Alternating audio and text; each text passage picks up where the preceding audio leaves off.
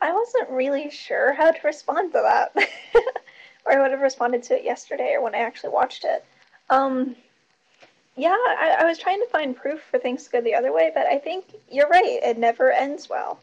Um, I think part of it is that everybody throws that word around and nobody knows what the heck they mean by it.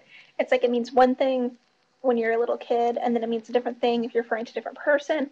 It's the most ambiguous freaking word in the world, and people just throw it around and let it mean everything. But yeah, you're right. All that like young love, like 16-year-olds saying they're in love and stuff.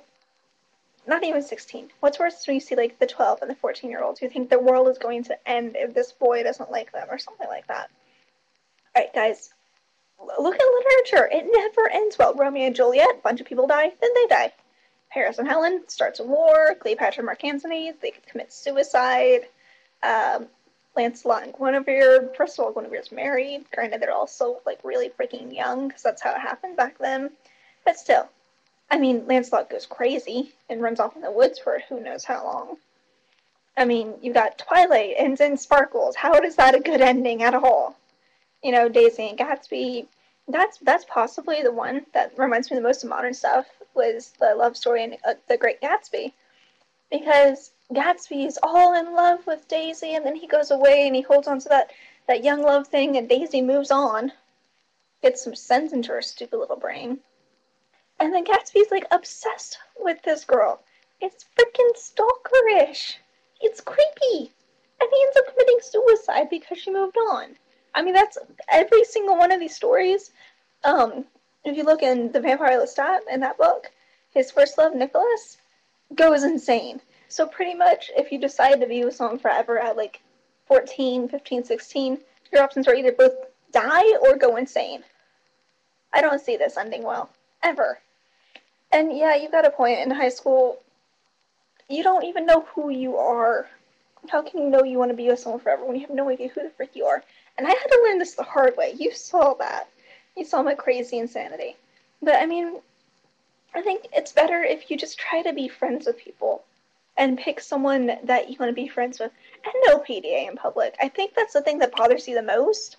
And what bothers me the most is when you see the people that are all over each other in public. I mean, it's one thing to really, really love somebody and you want to be around them and you always want to be, near them and touching them and stuff. Get a room, please. That's not necessary in public. You can hold hands, but, you can sit at different sides of the table, have a conversation. It's better for your relationship that way anyways. The old people are allowed to because it's presumed that they've already gone through all the other steps of, getting to know each other really well and putting up with each other for years and sitting across the table from each other and actually making eye contact and having real conversations. It's so much more fun. And, although I have to say, when I was I was researching stuff for this vlog, yeah. You can tell I miss my school already. I'm researching things on my own. I found, this is going to make you laugh, a website supposedly run by a teenager for teenagers with advice about love. I'm like, how does that even work? That doesn't make sense. But unlike you, I'm not going to go over our 4-minute limit, even by a few seconds, and I vote we start a punishment system since you went over. Yeah, log me back and we'll keep up this fun little discussion. DFTBA.